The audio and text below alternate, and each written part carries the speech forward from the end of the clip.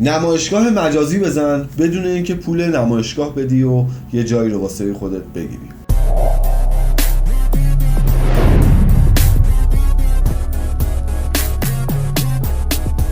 من رضا کاظمی هستم و اینجا هستم تا بهت کمک کنم بهترین انتخاب توی زمینه دکوراسیون داخلی و خارجی ساختمون داشته باشی. خیلی سریع با هم دیگه میریم این نمایشگاه مجازی رو ببینیم که ببینیم به چه شکلی ایجاد شده.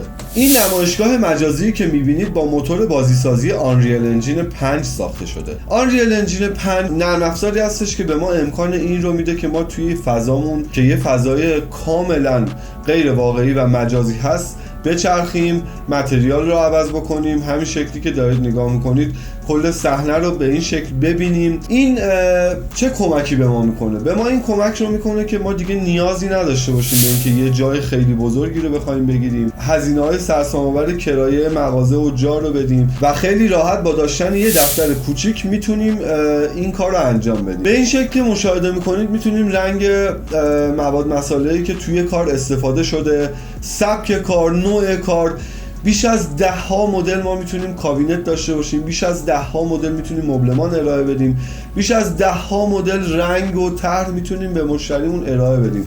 همچنین میتونیم بازشوهای درپای کابینتمون، نورپردازی اون رو و هر چیزی که مربوط به اون هست رو به مشتریمون ارائه بدیم.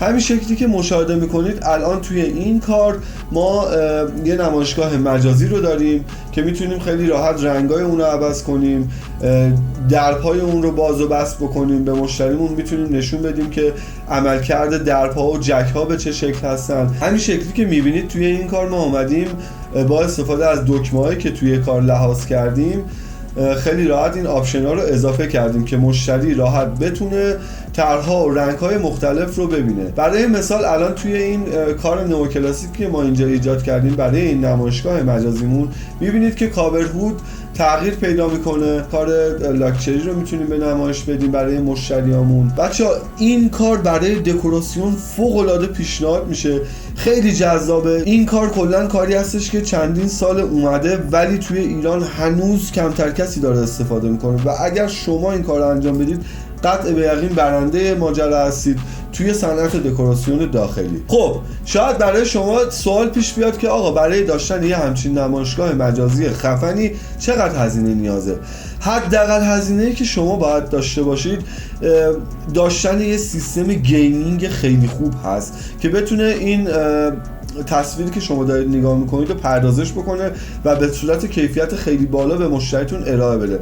یه LCD نیاز دارید که توی دفترتون داشته باشید و یک مبل، همینو بس کافیه دیگه. شما نیازی ندارید که بخواید فضای بزرگ آنچنانی داشته باشید. اون مبل هم برای اینه که کارفرماتون بیاد بشینه روی اون مبل و این صحنه‌ای که دیزاین کردید رو نگاه بکنه. و اما متراژ، چه متراژی برای همچین نمایشگاهی میشه که استفاده کرد؟ شما تا بی نهایت هر متراژ نمایشگاه که بخواید میتونید بزنید با این تکنیک، با این روش، با این صنعتی که هست و اینکه خیلی راحت میتونید این متراژ ها رو راحت دیزاین بکنید، بخش بندی بکنید، هر بخشش رو یه دیزاین بزنید و خیلی به همین صورتی که مشاهده میکنید حرفه‌ای به کارفرماتون کارهایی که میخواید انجام بدید رو نمایش بدید.